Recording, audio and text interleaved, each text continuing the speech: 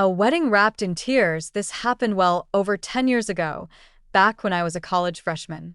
Reading some stories online recently reminded me of it, and I've never forgotten how achingly sad that day was.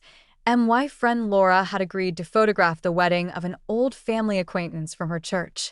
She wasn't charging anything, just doing it as a kind favor, and asked if I'd help her.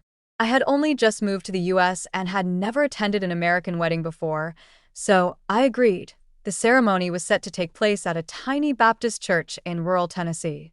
We'd been asked to arrive an hour early, but when we pulled into the gravel parking lot, the place was deserted. 20 minutes later, the bride, Evelyn, arrived with a friend to let us in. Evelyn was in her early 50s.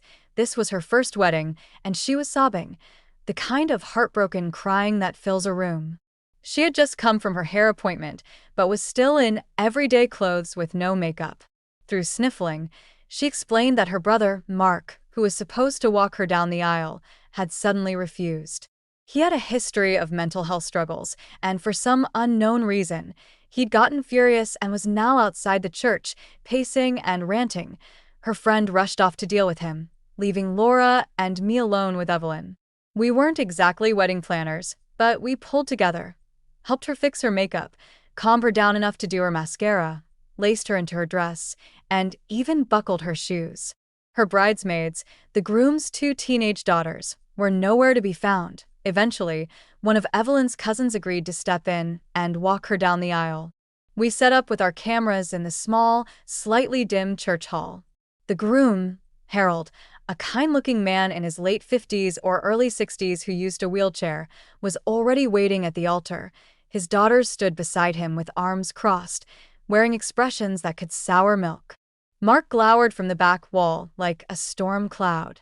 When Evelyn entered, she started crying again and didn't stop for the entire ceremony.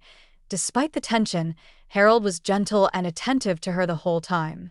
It was obvious he loved her deeply, but no one else seemed to share the joy. The group photos afterward were stiff and joyless. Harold was the only one smiling. The reception consisted of cutting a small cake in the drab church function room. No music, no dancing, just a few awkward murmurs.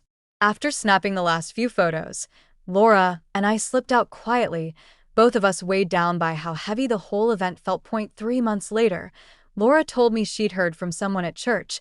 Harold had passed away. I couldn't stop thinking about Evelyn, how she had finally married the man she loved, only to lose him so soon, surrounded on her wedding day by people who gave her no warmth. It remains the saddest wedding I've ever attended. This story is quietly heartbreaking, a day meant for joy overshadowed by loneliness and grief. Evelyn's tears and the coldness of those around her make the love between her and Harold stand out even more. It's a reminder that not all weddings are fairy tales.